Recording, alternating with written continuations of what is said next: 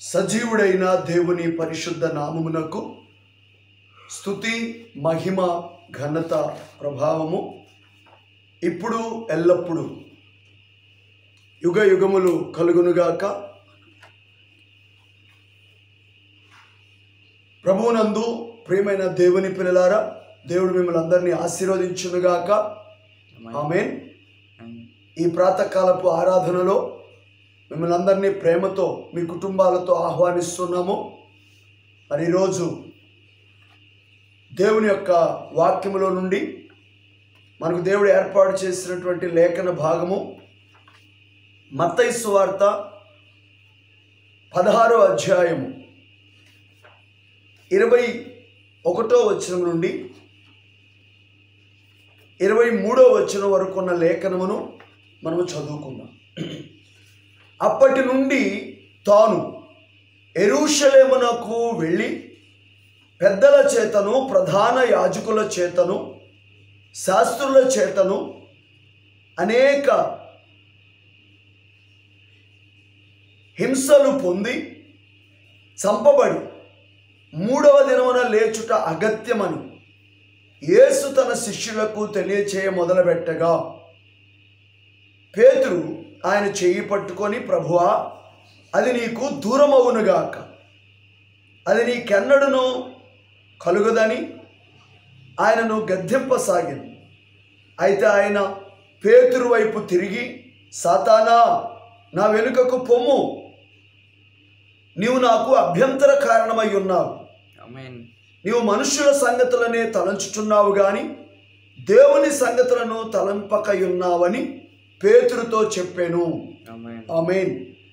ఈ దినము కొరకు మనము ధ్యానించుకుంటున్న అంశము పేరు హెబ్రీయులకు రాసినటువంటి పత్రిక 2వ అధ్యాయము 3వ భాగము యొక్క ధ్యానములు. ఈ అంశమును దేవుని ప్రవక్త ఆగస్టు నెల 28వ తేదీ 1957వ సంవత్సరంలో బోధించి ఉన్నారు. హెబ్రీయులకు రాసినటువంటి పత్రిక 2వ అధ్యాయం 3వ భాగం అనే అంశంలో నుండి కొన్ని విషయాలు చదువుకొని ధ్యానించుకుందాం. దేవుడు ఆత్మలో శ్రమ పొందలేడు. ఆయన వ్యాధి బాధను అనుభవించుటకును, దురాశ యొక్క శోధనను అనుభవించుటకును,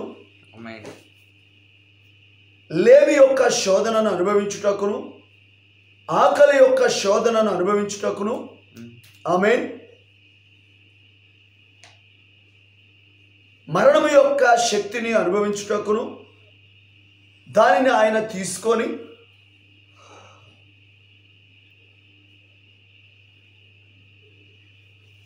తన మీద వేసుకొని, ఆ గొప్ప యెహోవా ఆత్మ, ఆ ఆత్మ మనిషి కాదు, ఆ ఆత్మ ఈ జీవితము కొరకు విజ్ఞాపన చేయుటకు అలా ఆయన తన మీద వేసుకొని, మరియు యేసు మన కొరకు విజ్ఞాపనలు చేయుటకు అది తీసుకొని క్రమములో ఉంచెను. నీవు రోగివైనప్పుడు నీవు ఎలా బాధపడతావో ఆయన ఎరుగును. నువ్వు శోధించబడినప్పుడు నువ్వు ఎలా అనుభూతి చెందుతావో ఆయన ఎరుగును. మరియు దేవుడు, నీవు ఎప్పుడైనా గమనించితివా, మనము అధ్యక్షుని కొరకు ఓటు వేయినప్పుడు ప్రతి వ్యక్తి వ్యవసాయదారుడు, ఆ చిన్న వ్యక్తి వ్యవసాయదారుడు ఒకప్పుడు వ్యవసాయదారునిగా ఉన్న అధ్యక్షునికి ఓటు వేయదు. ఏలయనగా వ్యవసాయదారుని యొక్క కష్టముతో కూడిన జీవితమును అతడు ఎరుగును. చూసారా, అర్థము చేసుకునే వ్యక్తిని ఆయన కోరుచున్నాడు. ఆమేన్. ఎప్పుడైనా అర్థము చేసుకున్నటకు ముందుగా ఆయన గొప్ప పరిశుద్ధుడు. మానవుని దోషి అని తీర్పు తీర్చిన తరువాత ఆయన ఎప్పుడైనా ఎలాగో అర్థం చేసుకొనగలడు? ఆయన తన పరిశుద్ధత ద్వారా మానవుని దోషి అని తీర్పు తీర్చాను. ఆమేన్.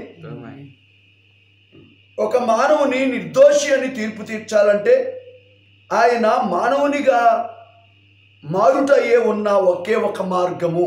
ఆమేన్. మరియు దేవుడు ఆ కన్యను కమ్ముకొనగా మరియు ఆమె ఒక శరీరమును కనెను. ఆమేన్. యూదుల రక్తము కాదు, అన్యుల రక్తము కాదు, కానీ ఆయన తన సొంత రక్తము, దేవుని చేత సృష్టింపబడిన రక్తము, ఎంత మాత్రము దానిలో లైంగిక వాంఛ లేదు. ఆమేన్. మరియు ఆ రక్త కణము ఆమె గర్భములో సృజించెను. ఆమేన్. ఆమె ఆ కుమారుని కనెను. మరియు ఆయన బాప్తిస్మం ఇచ్చు యోహాను ద్వారా బాప్తిస్మం పొందినప్పుడు దేవుని ఆత్మ పావురము వలె ఆకాశం నుండి దిగివచ్చి మరియు ఆయన మీద నిలుచుట చూచితినని సాక్ష్యం ఇచ్చెను. ఆమేన్. ఆకాశమందును భూమి మీదను సర్వాధికారము నా చేతికి ఇయ్యబడినని యేసు చెప్పగలుగుట ఆశ్చర్యము కాదు. దేవుడు మానవుడు ఒకటయ్యెను. ఆమేన్. భూమి ఆకాశములు ఒకదానితో ఒకటి కౌగలించుకొని మరియు ఆయన ఒక్కడే మన పాపముల నిమిత్తము ప్రాయశ్చిత్తము చేసినవాడు. అందువలన ఆయన నామములో స్వస్థత కలుగుచున్నది.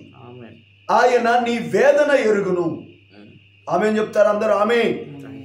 నీవు ఎప్పుడైనా ఆ చిన్న పాటను విన్నావా? నీవు అనుభవించుచున్న బాధలు యేసు ఎరుగును. చేతులెత్తి ఆమేన్ చెప్తా. ఆమేన్. ఆయన నిన్ను రక్షించును, నిన్ను స్వస్థపరచును. నీ భారములను ప్రభు యొద్దకు తీసుకువచ్చి అక్కడ విడిచిపెట్టు, అది నిజం. ఆయన ఎరుగును.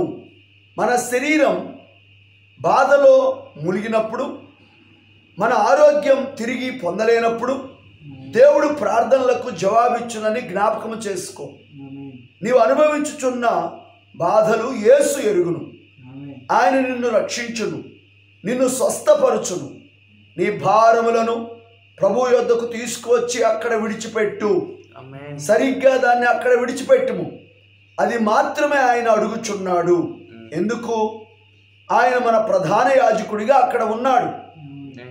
నీ అనుభూతి ఆయన ఎరుగును. నీకు కృపను ఎలా ఇవ్వాలో, నీ ఆరోగ్యం తిరిగి ఎలా ఇవ్వాలో ఆయనకి తెలుసు. ఆమేన్. దాని గురించి ఆయన ఎరుగును. ఆయన శ్రమపడెను. నీకు తలవాల్చుటకు స్థలము లేదు. ఆయనకు ఆ స్థితి తెలుసు. నీవు హేళన చేయబడినప్పుడు, నీవు హింసించబడినప్పుడు ఆయన కూడా ఆ స్థితి కలిగి ఉండెను. ఆమేన్. చిన్న ప్రార్థన చేసుకుందాం. అందరం కూడా తలలోంచి కళ్ళు మూసుకున్నట్లయితే ప్రార్థనతో చదవబడిన లేఖనం ద్వారా ప్రభు మనతో మాట్లాడినట్లుగా ప్రభు యొక్క సహాయాన్ని కోరుకుందాం. పరిశుద్ధుడవగు తండ్రి, ప్రేమపూర్ణుడైన మా దేవ, మహోన్నతుడా, మా ఘనమైన తండ్రి, ఈ ప్రాతకాలపు ఆరాధనలో మా కుటుంబాలతో మా ప్రభువా మేము మిమ్మల్ని ఆరాధించుటకు మీరు ఇచ్చిన అవకాశమును బట్టి మేము ఎంతగానో మిమ్మల్ని ఆరాధిస్తున్నాం ప్రభువా, స్తుతిస్తున్నాము నాయన. చదవబడిన లేఖనమును మా కొరకు దీవించి మాతో మాట్లాడమని, తద్వారా రోగులకు స్వస్థత, పాపికి రక్షణ పొందిన వారికి ఎత్తబడే విశ్వాసం మీరు దయచేయమని ప్రభువైన యేసుక్రీస్తును ఘనమైనటువంటి మీ నామములో ప్రార్థిస్తూ ఉన్నాము. ఆమేన్. ప్రభునందు ప్రియమైన దేవుని పిల్లలారా, దేవుడు మిమ్మల్ని అందరినీ ఆశీర్వదించునుగాక.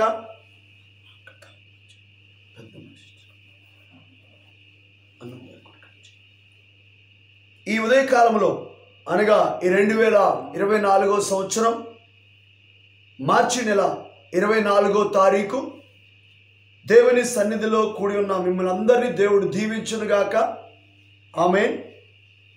ఈ దినము నాకు అనగా ఈ 2024 సంవత్సరంలో ఈరోజు మార్చి నెలలో మరి చక్కగా మనం అందరం కూడా 24వ తారీఖు ఆదివారం పునరుద్ధాన దినములో మరి ప్రభు సన్నిధిలో మొట్టమొదటిగా ప్రాతకాలపు ఆరాధనలో మనం అందరం కూడి మన కుటుంబాలతో ఇలాగూ దేవుని మహిమపరచడానికి ఇచ్చిన గొప్ప సమయాన్ని బట్టి 2 చేతులెత్తి దేవుని స్తుతిద్దామా? హల్లెలూయా. ఈ సమయంలో ఇంకా మనం ఆలస్యం చేయకుండా నేరుగా దేవుని యొక్క వాక్యాన్ని ఎప్పటికే నేను చదువుతున్నప్పుడు మీకు అర్థమైందని నేను అనుకుంటున్నాను. మరి 5 లేక ఒక 10 నిమిషాలు చక్కగా చదవబడిన లేఖనము. ఈరోజు మనము మత్తయి సువార్త 16వ అధ్యాయం 21వ వచనం నుండి 23వ వచనం వరకు ఉన్న లేఖన భాగాన్ని చదువుకొని హెబ్రీలకు రాసినటువంటి పత్రిక 2వ అధ్యాయం 3వ భాగము అనే అంశములో ముఖ్యముగా ఈరోజు ఒక నిజమైన క్రైస్తవ జీవితంలో వచ్చే శ్రమలలో, బాధలలో, ఇబ్బందులలో దేవుడు ఏ విధంగా నీకు సహాయం చేస్తాడనే సత్యాన్ని మనం నేర్చుకోబోతున్నాం. చూడండి, ఇక్కడ దేవుడు మానవుడిగా ఈ భూమి మీదకి వచ్చినప్పుడు ఆయనలో తండ్రి ఉన్నాడు. అందుకే ఆయన ఆత్మ తండ్రి ఆత్మ అయి ఉన్నది. అందుకే దేవుడు ఆత్మలో శ్రమ పొందలేదు అంటున్నాడు. ఇక్కడ ఆయన వ్యాధి బాధను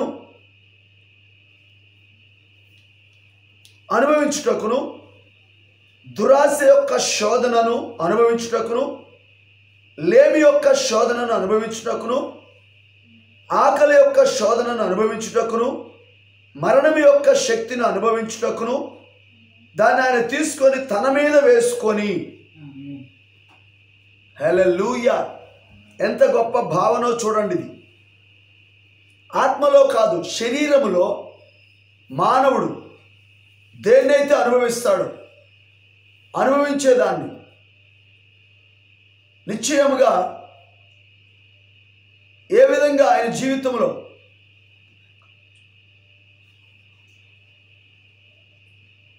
శరీరధారిగా వచ్చి మనం అనుభవించే బాధలన్నీ కూడా ఆయన ఎలాగూ రుచి చూచి అవన్నీ ఆయన మీద వేసుకున్నాడో ఇక్కడ ప్రవక్త తెలియచేస్తా ఉన్నాడు. ఆ గొప్ప యెహోవా ఆత్మ ఆయనలో ఉన్నది. ఆ గొప్ప యెహోవా ఆత్మ, ఆ ఆత్మ మనిషి కాదు. ఆ ఆత్మ ఈ జీవితం కొరకు విజ్ఞాపనలు చేయుటకు, ఏ జీవితము శరీరంలో మనం ఉన్నాం గనక ఆయన కూడా శరీరంలో దిగివచ్చి యేసు ప్రభు మన కొరకు విజ్ఞాపన చేయుటకు అది తీసుకొని క్రమములో ఉంచెను. గ్లోరీ. నీవు రోగివైనప్పుడు నీవు ఎలా బాధపడతావు ఆయనకు తెలుసు. అలాగే నువ్వు ఎలా బాధను అనుభవిస్తావో ఆయన ఎరిగి ఉన్నాడు. నువ్వు ఎలా శోధింపబడినప్పుడు ఎలా అనుభూతి చెందుతావు ఆయన ఎరిగి ఉన్నాడు. మరియు దేవుడు ఎప్పుడైనా గమనించావా ఆయన ఉద్దేశమును? ఒక చిన్న ఉదాహరణ చెప్తున్నాడు. మనము ఒక వ్యక్తిని, వ్యవసాయదారుని మనం చూసినట్లయితే అతడు అధ్యక్షుడిగా పదవి చేయటానికి సిద్ధపడినట్లయితే ఒక వ్యవసాయం చేసే వ్యక్తి ఆమె ఖచ్చితంగా ఏం చేస్తాడంటే వ్యవసాయదారునికి ఉన్నటువంటి బాధ ఏంటో తెలిసి గనక ఖచ్చితంగా ఆ వ్యవసాయదారుడు అధ్యక్షుడిగా పోటీ చేస్తున్నప్పుడు అతనికి ఓటు వేస్తాడు. ఆమె ఎప్పుడైనా అర్థము చేసుకున్నటకు ముందు ఆయన గొప్ప పరిశుద్ధుడు, మానవుణ్ణి దోషి అని తీర్పు తీర్చిన తర్వాత ఆయన ఎప్పుడైనా ఎలాగూ అర్థము చేసుకోగలడు? ఆయన తన పరిశుద్ధత ద్వారా మానవుని దోషి అని తీర్పు తీర్చాడు. ఆమేన్. చూడండి, ఇక్కడ మనం జాగ్రత్తగా గమనించాలి. మన దేవుడు ఎవరు? పరిశుద్ధుడు. ఆయన ఈ లోకములో ఆదాము చేసినటువంటి పాపమును బట్టి మనం అందరం కూడా దోషులం అయిపోయాం. ఇప్పుడు ఆయన పరిశుద్ధుడు గనక గుర్తుంచుకోండి, మనం పాపులము. ఇప్పుడు తన పరిశుద్ధతను మనకివ్వాలి. ఇప్పుడు మనకు అర్థమైంది ఏంటంటే మనం పాపులము. మన పాపం నుండి విడిపించి మనకి పరిశుద్ధత ఇవ్వాలంటే గ్లోరీ కేవలము ఆయన మానవుడిగా మారుటయే ఉన్న ఒకే ఒక్క మార్గము. చప్పట్లు కూడా తెలుస్తుందా? హల్లెలూయా. నీకు అర్థమైంది అనుకున్నాను నేను. మనము పాపులము, ఆయన పరిశుద్ధుడు. ఆయన పరిశుద్ధత మనకివ్వాలంటే ఆయన ఏమవ్వాలి? మానవుడిగా మారిపోవాలి. మరియు దేవుడు కన్యకను కమ్ముకోలేను. మరియు ఆమె ఒక పరిశుద్ధ శరీరాన్ని కన్నది.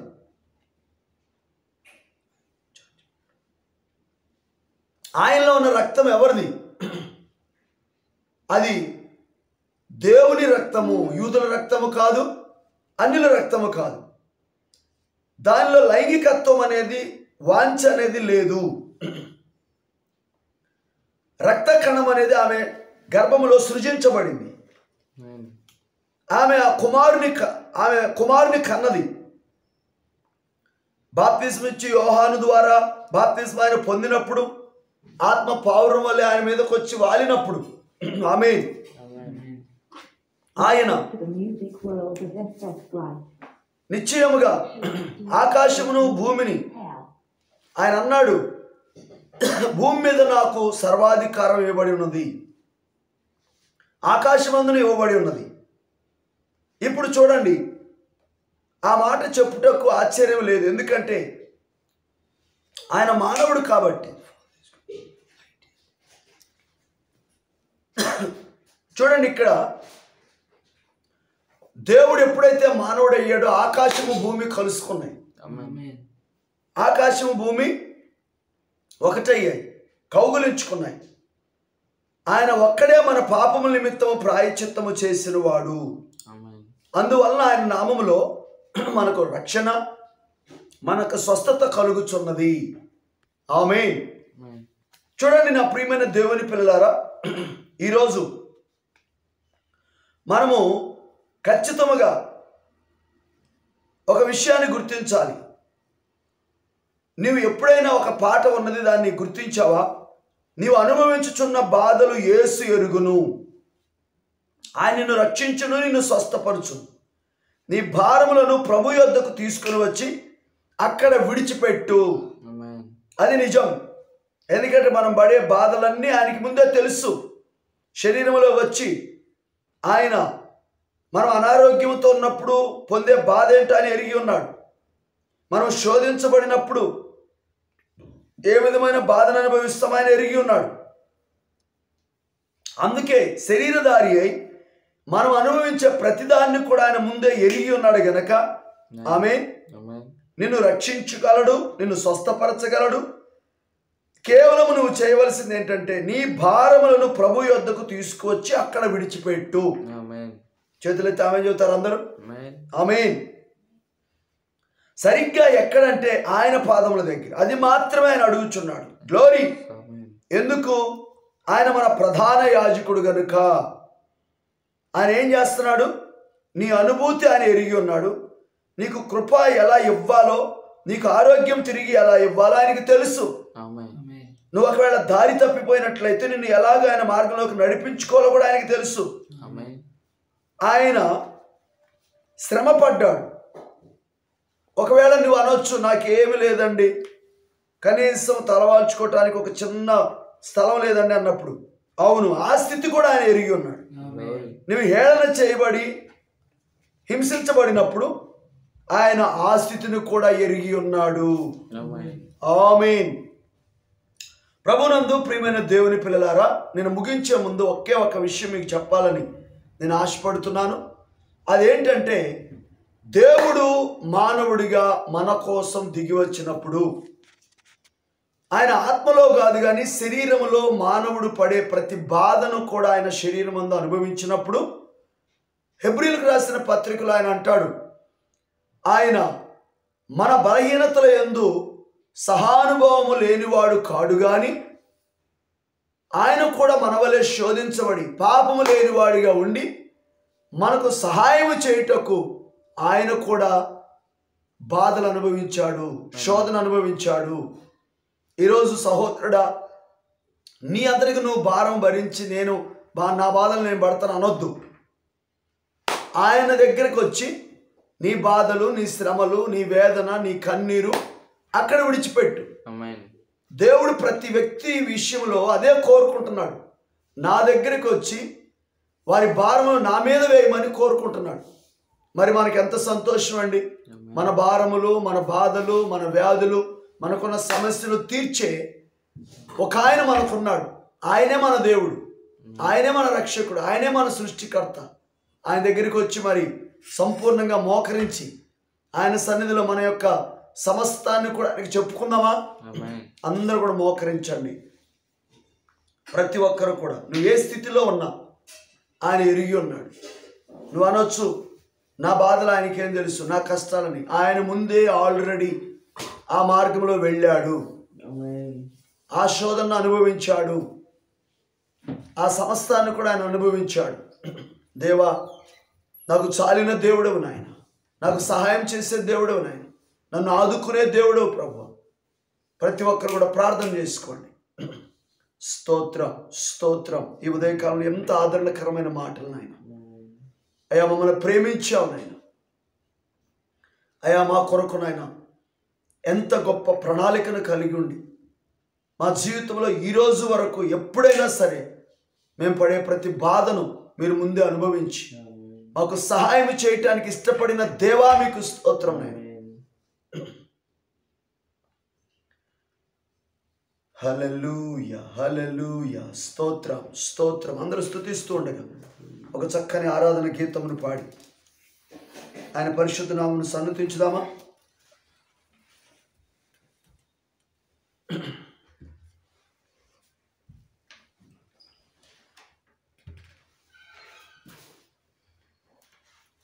ప్రతి ఒక్కరు కూడా హృదయపూర్వకంగా ఆరాధన చేస్తారు. మౌనంగా ఉండొద్దు ఎవరు.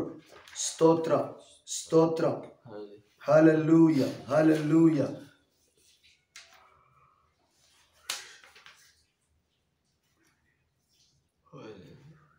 యేసయ్యా, ఎంత గొప్ప దేవుడు నాయన.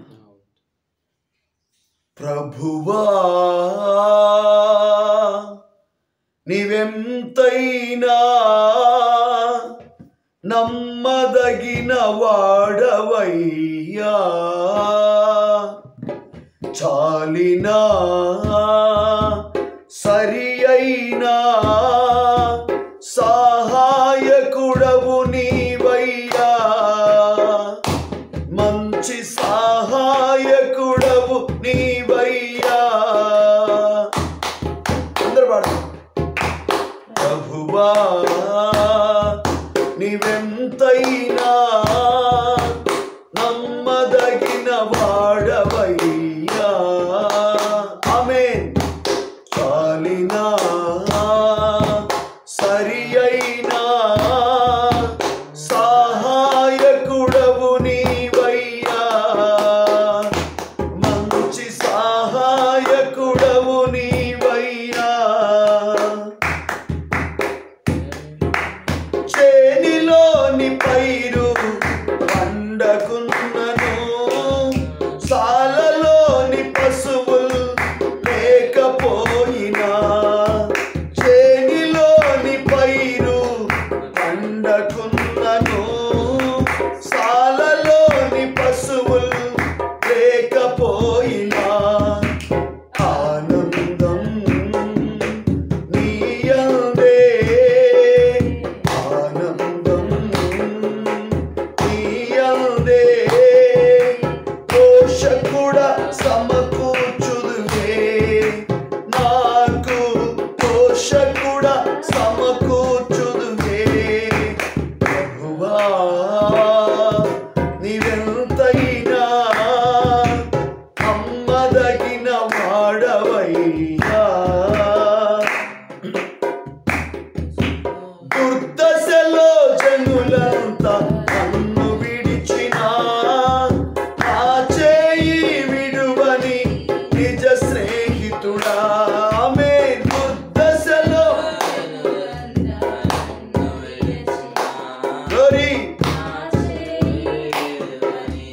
నిజ స్నేహితుడా, క్షేమమే నీ కౌగిటిలో, క్షేమమే నీ కౌగిలిలో, కన్నీరు విడువకుందునే దేవా, కన్నీరు విడువకుందునే. అవును ప్రభువా, నాకు చాలిన దేవుడు, నాకు సహాయం చేసే దేవుడు. ఏ పరిస్థితిలోనైనా మా ప్రభు మమ్మల్ని విడిచిపెట్టని దేవుడు. మా నుండి ఒక్కటే కోరుతున్నాను, ఏదైనా నా పాదముల దగ్గరికి తీసుకొచ్చి నా దగ్గర విడిచిపెట్టు అన్నాను. మేము దాన్నే ఈరోజు చేయుటకు తీర్మానం చేసుకున్నామని అందరము కూడా ఆ రీతిగా తీర్మానం చేసుకొని చూడగా ముగింపు ప్రార్థన చేసుకుందాం. మహోన్నతుడైన మా దేవ, మహాపరిశుద్ధుడా, మా మధ్యలో సజీవునిగా ఉన్న మా ప్రియ పరలోకపు తండ్రి, మీకు మరొక్కసారి హృదయపూర్వకమైన స్తుతులను అర్పిస్తున్నాం దేవా. మీరెంతైనా నమ్మదగిన దేవుడు ప్రభువా, మాకు చాలిన దేవుడు నాయన. ప్రతి దినము మమ్మలను వాక్యముతో పోషిస్తూ, వాక్యము ద్వారా ప్రతి అవసరతలు తీరుస్తూ, ప్రతి విషయంలో మమ్మల్ని ఆదుకుంటున్నందుకు స్తోత్రం నాయన. ఈరోజు కూడా నాయన, ఓ దేవా, మాకు కావలసిన శ్రేష్టమైన మాటల ద్వారా మమ్మల్ని బలపరిచారు నాయన. అందుకే మీకు స్తోత్రాలు ప్రభువా. విన్న వాక్యం ప్రతి ఒక్క హృదయంలో ఫలించినట్లు సహాయం చేయమని ఈరోజు ఆదివారం ప్రభువా, పునరుద్ధాన దినములో ప్రపంచవ్యాప్తంగా జరుగుతున్న ఆరాధనలో మీ సేవకులను బలంగా వాడుకొని నాయన, వధువు ద్వారా మీరు ఆరాధన పొందుకొని ప్రభువా, మీరు మా తండ్రి నాయన వధువుని నాయన మీరు ఆకడ కొరకు సిద్ధపరచండి ప్రభువా. ఇదిగో ఈ దీన పరిచర్యలు కూడా మీరు ముందుండి నడిపించమని పూర్తిగా మీ చేతులకు మమ్మల్ని మేము సమర్పించుకుంటూ, మా కుటుంబాలను, మా ప్రభువా, మేము చేసే పరిచర్యలో ఉన్నటువంటి సంఘాలను మీ కృపా హస్తాలోనికి సమర్పించుకొనొచ్చు. ఈ పగలంతా మాతో ఉండి నడిపించమని ఘనత, మహిమ, ప్రభావాలు మీకే చెల్లిస్తూ ప్రభు అయిన యేసు క్రీస్తును శ్రేష్టమైనటువంటి మీ నామంలో ప్రార్థిస్తూ ఉన్నాము. ఆమేన్. మన ప్రభు అయిన యేసు క్రీస్తు వారి యొక్క కృప, సమాధానము దేవుని సన్నిధిలో చేరిన మనకు సకల పరిశుద్ధులకు సదాకాలము తోడై ఉండి నడిపించునుగాక. ఆమేన్. గాడ్ బ్లెస్ యు అందరికీ.